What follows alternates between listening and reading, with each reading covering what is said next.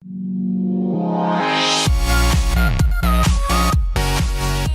दोस्तों, मैं प्रदीप सिंह एक बार फिर से आप लोगों का ट्रिपल पी नॉलेज चैनल में बहुत बहुत स्वागत करता हूं। दोस्तों, जो आज का मैटर है वो ये है कि एक बार कर्ण और काल भैरव का घमासान युद्ध हुआ था।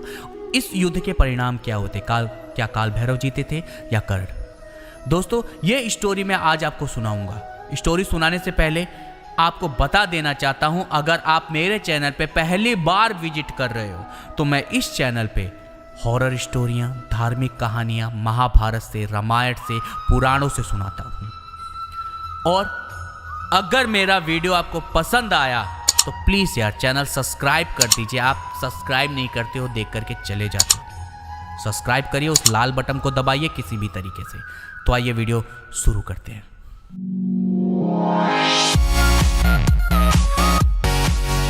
दोस्तों, ये उस समय की बात है जब भगवान परशुराम जी के पास कर्ण धनुर्विद्या सीखते थे।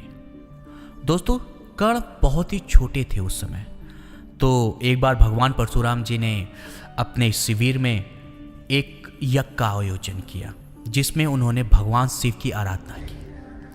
जब यज्ञ चालू था तो एक घटना से किसी तरीके से कुछ खून हवन कुंड में गिर जाता है, और हवन कुंड में से खून गिरने के कारण काल भैरव बहुत ही खतरनाक रूप में प्रकट होते हैं। वहाँ प्रकट होकर के तो वो भगवान परशुराम जी को देख करके तो थोड़ा शांत होते हैं, लेकिन उसी समय उनको काफ़ी तेज भूख लगती है। वो भगवान परशुराम जी से कुछ खाने की मांग करते हैं, लेकिन भगवान परशुराम जी उनकी तरफ जैसे ही देखते हैं कि हाँ आप शांत रहिए, मैं आपको कुछ ना कुछ दे दूंगा, आप टेंशन मत लीजिए, कि तब तक काल भैरव कर्ण के पास खड़े हुए उनके दोस्त, जो एक बाल्यावस्था में ही अभी स्टूडेंट था, उसके पास जाते हैं और उसका गला काट के उनका खून पी जाते हैं। ये चीज़ देख करके कर्ण को इतना ज़्यादा गुस्सा आता है कि कर्ण वहीं पर काल भैरव को चैलेंज कर देता है और कहता है कि जिस दिन मैं इस दुनिया का सबसे खतरनाक और सबसे सर्वश्रेष्ठ धनुर्धर बनूंगा, उस दिन मैं आपको चैलेंज करूंगा और आपको आकर के मुझसे युद्ध करना होगा। और ये चैलेंज काल भैरव स्वीकार करते हैं। दोस्तों, इसके बाद जब कर्ण धनुर्विद्या सीख जाते हैं और भगवान परशुराम जी से अपना विजय धनुष प्राप्त करते हैं, और उनको भगवान परशुराम जी कहते हैं कि तुम दुनिया के अब सबसे शक्तिशाली और सबसे सर्वश्रेष्ठ धनुर्धर हो, तो कर्ण सबसे पहला काम ये करते हैं, वो काल भैरव का आह्वान करते हैं और उनको बुलाते हैं युद्ध के लिए। और काल भैरव ने वचन दिया था, इसलिए तुरंत युद्ध के लिए वहाँ प्रकट होते हैं। इन दोनों के बीच घमासान युद्ध शुरू होता है। काल भैरव कहाँ भगवान शिव के अंश और कर्ण भगवान ब्रह्मा के अंश, दोनों के बीच में युद्ध तो खतरनाक होना ही था।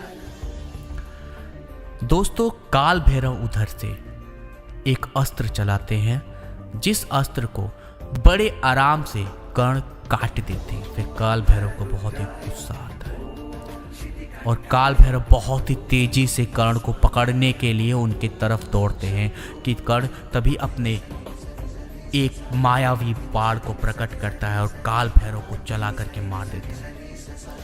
काल भैरव को जैसे ही वो बाण लगता है, वो कई मील तक जाकर के दूर गिरते हैं। फिर वो जब खड़े होते हैं तो साथ में उनके जैसे काली माँ काल भैरव के सारे रूप निकल गए हो, और वो इतने ज़्यादा उग्र हो जाते हैं कि कर्ण को तो जैसे लगा उस समय कि कर्ण को भी ये फील हुआ कि अब तो मैं गया। लेकिन जैसे ही वो कर्ण को मारने के लिए अपना फरसा उठाते हैं और गले की तरफ प्रहार करते हैं कि तभी वहाँ भगवान शिव प्रकट हो जाते हैं। और भगवान शिव कहते हैं, कर्ण शांत हो जाओ, तुम्हारा महाभारत में एक बहुत ही अहम भूमिका है, और काल भैरव तुम्हारा भी इस धरती पे रहना जरूरी है। तो कर्ण, मैं तुम्हें एक बात बताना चाहता हूँ। कर्ण जो तुम्हारा दोस्त था, काल भैरव ने जिसको मारा था और उसका खून पिया था, वो रियलिटी में एक राक्षस था। जो भगवान परशुराम जी के पास शिक्षा ग्रहण करने के लिए आया था, बहुत बड़ा धनुर्धर बनने के लिए आया था। अगर उस समय काल भैरव उस राक्षस को नहीं मारते तो आज वो एक बहुत भयानक धनुर्धर के रूप में आता और जिसके पास सारे अस्त्र शस्त्र होते और वो शायद महाभारत के युद्ध में किसी ना किसी के लिए खतरा ही बनता। इसलिए काल भैरव ने सबसे पहले उसको खत्म कर दिया मेरे आदेश से। और दोस्तों ये बात सुनकर के कर्ण भगवान शिव के पैरों पे गिर जाता है और इनको चरण स्पर्श करता है। और शायद बहुत लोगों का मानना है और कहना है कि पशुपतास्त्र जो कर्ण के पास था वो यहीं पर भगवान शिव ने उनको दिया था।